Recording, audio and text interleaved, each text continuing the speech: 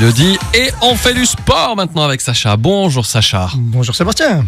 Alors Sacha, quand on est enceinte, est-ce qu'on peut pratiquer un sport ? Alors oui Nadia, sans aucun souci, forcément en fonction de votre état, de vos douleurs.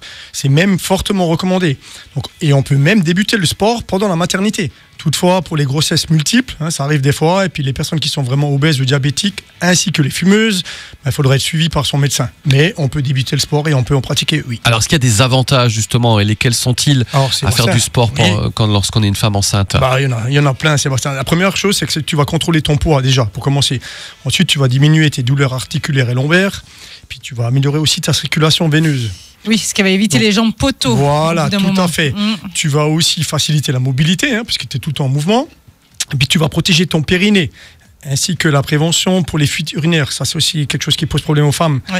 Puis tu diminueras aussi l'anxiété et le stress avant la naissance du bébé. Donc ça, c'est bien. Et il y a même des études qui prouvent qu'il y a des améliorations pour l'enfant, notamment au niveau du développement neuromoteur. Donc faire du sport pour la maman, c'est aussi bon bien pour l'enfant. Juste que ce soit bien fait et modéré. Et voilà. Mais il y a des avantages pour l'enfant aussi. Après, j'imagine qu'on ne peut pas faire n'importe quel sport ou bien il n'y a pas de contre-indication ? Alors, si tu es peu ou pas sportive ou voire débutante, Nadia, tu peux pratiquer la marche, la natation, la gymnastique douce, le yoga, le pilate, le renforcement musculaire, les étirements, etc.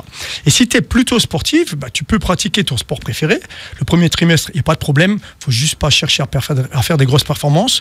Le deuxième trimestre, tu vas éviter toutes les activités très intenses. Les sports de combat, c'est déconseillé, ainsi que tous les sports où il y a un risque de chute, parce qu'on ne sait jamais. Voilà. Oui. Et puis le troisième trimestre, tu vas faire plutôt un sport plus doux, une activité plus douce. Mais dans les deux cas, que tu sois sportif ou pas, tu peux pratiquer. Et à quelle intensité on peut s'entraîner ? Alors là, justement, Sébastien, ça va être de façon modérée, pas d'impact, pas d'intensité élevée. On va travailler en aérobie. Aérobie, ça veut dire en endurance, mais modérée. Donc pour les gens qui ont l'habitude de prendre sa fréquence cardiaque, on va voir avec le médecin quelle sera ma limite à pas dépasser.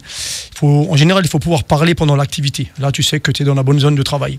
Et en général, ça dure entre 45 et 50 minutes. On fait pas trop long. Et puis, on peut faire entre 3 et 5 fois par semaine en fonction de son état, de ses douleurs et de ses habitudes. Oui, déjà que quand on est enceinte, les poumons rétrécissent, on a l'impression on a déjà moins de souffle. Et je pense qu'il y a quand même des contre-indications à respecter. Bien sûr, Nadia. Alors, il y a une liste vraiment non exhaustive de contre-indications à la pratique pendant la grossesse. Mais ça va être aux professionnels de santé finalement de déterminer dans quel cas vous êtes et si vous pouvez pratiquer ou pas. Dans tous les cas, pratiquez de manière encadrée, que ce soit un cours collectif, une séance de coaching, voire avec votre kinésithérapeute ou même la sage-femme. Voilà, assurez-vous de travailler de manière encadrée pour éviter tout risque inutile. Oui, c'est vrai, il vaut mieux demander à un professionnel. Donc voilà, là on a parlé de la grossesse et après il y a la naissance. Après la naissance, je pense qu'il faut encore faire un peu de sport aussi, non ? Qu'est-ce que tu en penses ? Alors en général, Sébastien, les femmes font une rééducation périnnéale en postpartum avec un professionnel, c'est la première chose. Justement pour les fuites, avant de reprendre le sport. Avant de reprendre le sport, oui, justement, parce que si jamais tu te mets à courir, il y a de l'impact, il y a des sauts, et voilà, il y aura des fuites. Donc avant la reprise, tu fais une rééducation périnéale. Ensuite, tu fais une petite reprise en douceur sur 4 à 6 semaines. Voilà. Et puis pour les femmes, je dirais qui subissent une césarienne, ça peut être un peu plus long le délai, forcément, parce qu'il y a la cicatrisation. Mais dans tous les cas, avant, pendant et après la naissance, le sport il est bon et recommandé pour la maman comme pour l'enfant. Et on termine avec le mot de la fin, Sacha, qu'on attend tous avec impatience, et surtout Sébastien qui trépigne. Alors s'il trépigne, je vais faire vite. Alors sport et maternité sont meilleurs des alliés. Très très bien. La rubrique, vous pouvez la retrouver en podcast sur notre site. Retrouvez tout le texte aussi si vous êtes arrivé en cours de route. Sacha, merci beaucoup. Et puis à la semaine prochaine. Bon week-end à tous. Bye bye. Merci, ciao ciao.